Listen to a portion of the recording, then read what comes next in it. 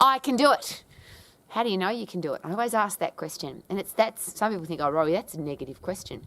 The question is this: how do we really know that we can do it until we've actually done it? And isn't it interesting that some people decide to do something, they make a plan, they take action, they do it, and they get the result. Other people say, I'm going to do it, and don't do it. Other people start and stop.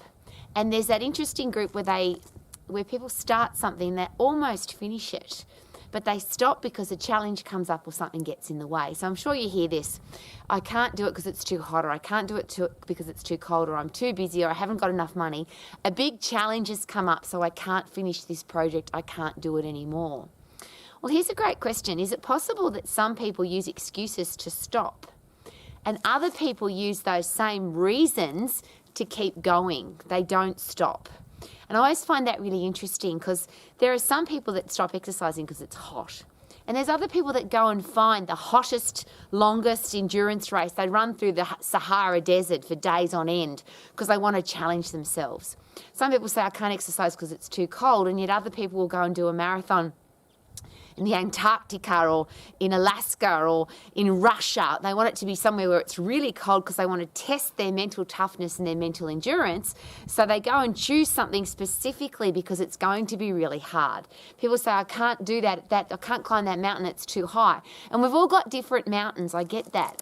But isn't it interesting that even the highest mountains in the world that everybody said was impossible and it couldn't be done, now it's become normal. So many people have a goal now to go to base camp Mount Everest or to climb Mount Everest, for example, because it's been done before somebody did it. So I always ask this question: are you the person who's going to set the example for what can be done, or are you the person that comes up with an excuse for why it can't be done? And if you're a parent or a teacher or a coach, a leader, a boss, I can always ask that particular group of people. Because as a leader, are you responsible for living the example of what's possible? So if somebody says to you, can I do this? And you give them every reason why they can't, and they trust you, then of course it's possible they might not give it a go at all, yeah? The reverse of that, and this has happened to me many times in my life, where somebody's told me I can't do it, Rowie, it's not possible for you. And I go and do it just to prove them wrong. Now, it's not to prove them wrong, it's to prove the concept wrong. If somebody thinks, and I've used the example, if somebody thinks I'm too big to run a marathon, that's the reason why I ran marathon, because somebody told me that I couldn't. And I want to prove that a bigger person could still run a marathon, because I'm not built like a marathon runner. In the same year that somebody told me I couldn't run marathon, somebody else told me I couldn't compete in a bodybuilding competition because I was too small. So I was too big for running, too small for bodybuilding. So I did both in the same year. Not because I wanted to prove that person wrong, but I wanted to prove to myself that there are no limitations or restrictions on something that I decide to do. Another interesting example is people who blame the past. I can't do it because of something that happened to me in the past. Well, I have this really great example. Was a gentleman at one of my health clubs in Campbelltown in Sydney, Australia, which is at the time a very low socioeconomic area. And for him, it wasn't just a low socioeconomic area. His father was a drug dealer. His mother was a prostitute. They lived in a council/government funded horrible house. It was horrible. And he went to a terrible school. And he was a member at my health club. And when I met him, he was a distinguished, successful businessman. He'd come to visit his parents, and on referral, somebody had said, you need to go and meet Rowie because I reckon she'd love to hear your story. So I got to know him quite well, and what happened, he watched what happened to his family. He saw what his father was doing, he saw what his mother was doing, he saw what his older brother was doing. His older brother also became a drug dealer, got involved with gangs, the whole thing. And this gorgeous man said, and he was only very young, he was only 16, he said, I'm not going to live my life like that. I'm going to watch what my family's done, and I'm going to do exactly the opposite. I'm going to become a successful, financially free business person and have my own business and be wealthy to prove that just because I came from this background, I don't have to live my life like that. And I share that with you because I think that could be a choice. Do we get to choose whether we give up or whether we keep going? Do we get to choose whether life's going to be terrible for us, or could we change it? And I always ask the questions about those 4 big areas of life. If I'm healthy, fit and strong, if I have a career or business that I love, if I'm financially free and if I have great relationships, will my life be better? And are those things a choice? Do I get to choose whether I'm fit or unfit? Of course. Do I get to choose whether I'm strong or weak? Of course.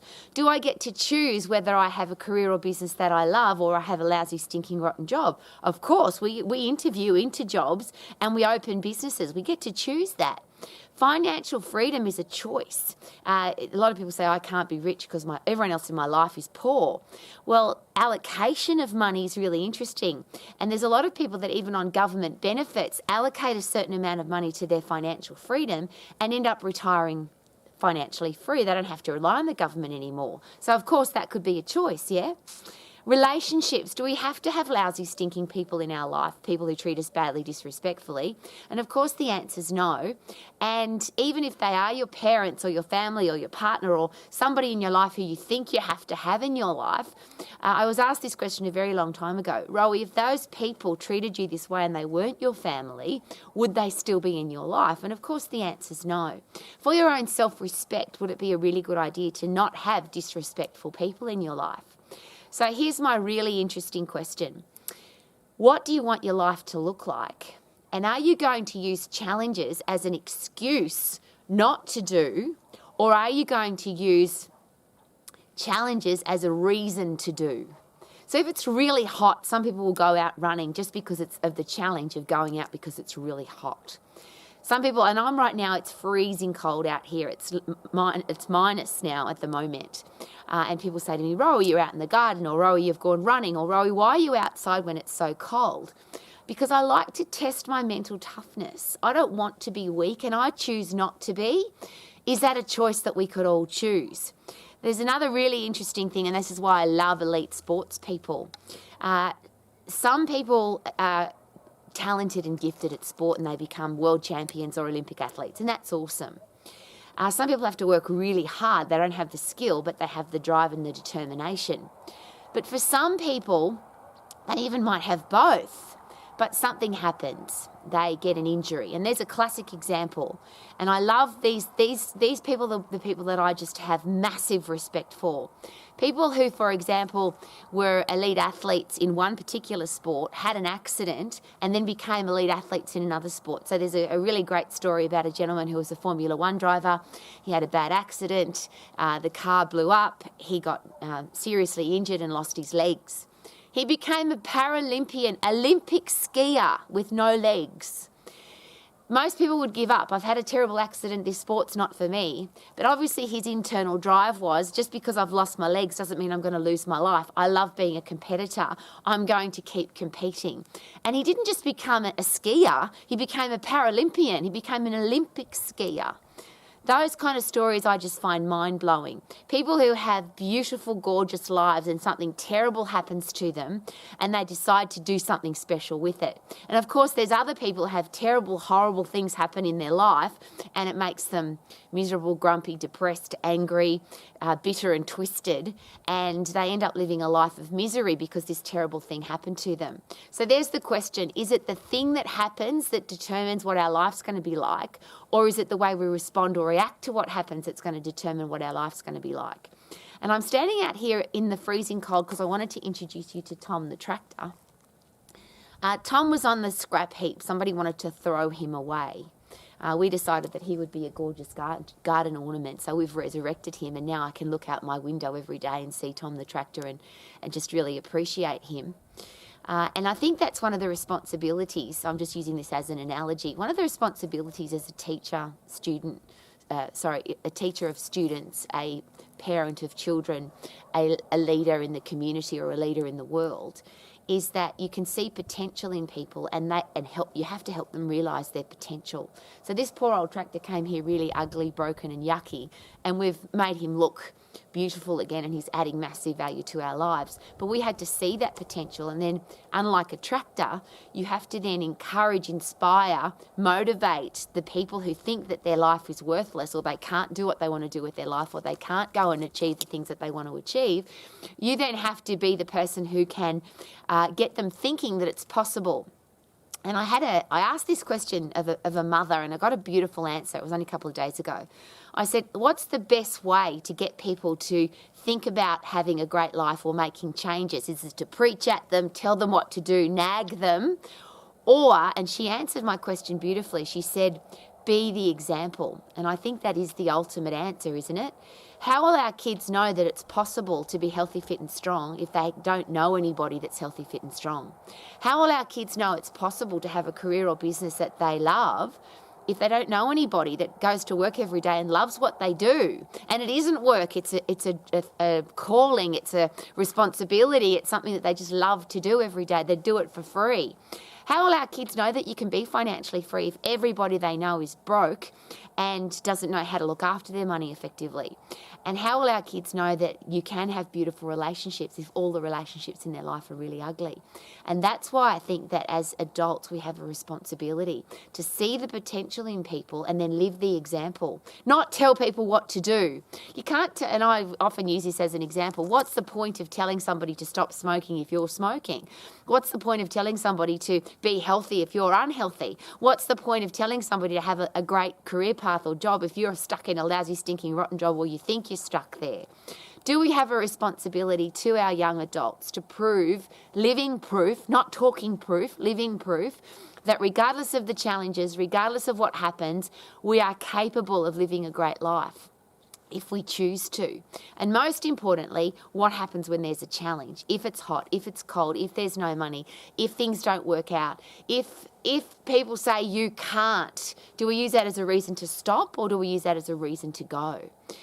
If I come up with an excuse not to do, what does that say about me? Versus if I use the reason that everybody says I can't do it as the reason to do it.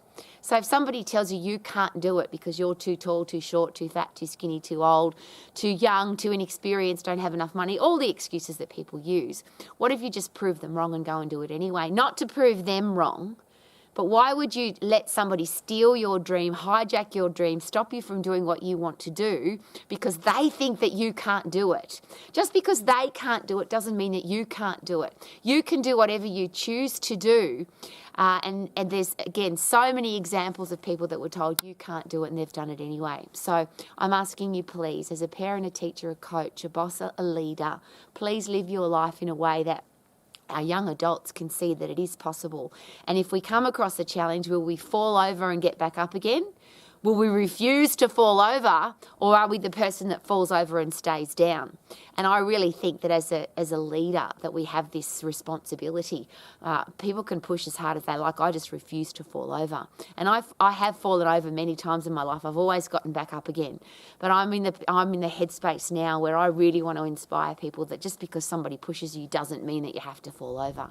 So whoever's in your life relying on you to be the person that can overcome challenges, not use challenges as an excuse to stop. I can choose to stop because it's hard, or I can choose to go because it's hard and I want to get harder. Wouldn't that be awesome? What do you reckon, Tom? You want to get harder? Isn't he gorgeous? Woohoo! I feel good. No. I knew that I would now because I choose to. Woohoo!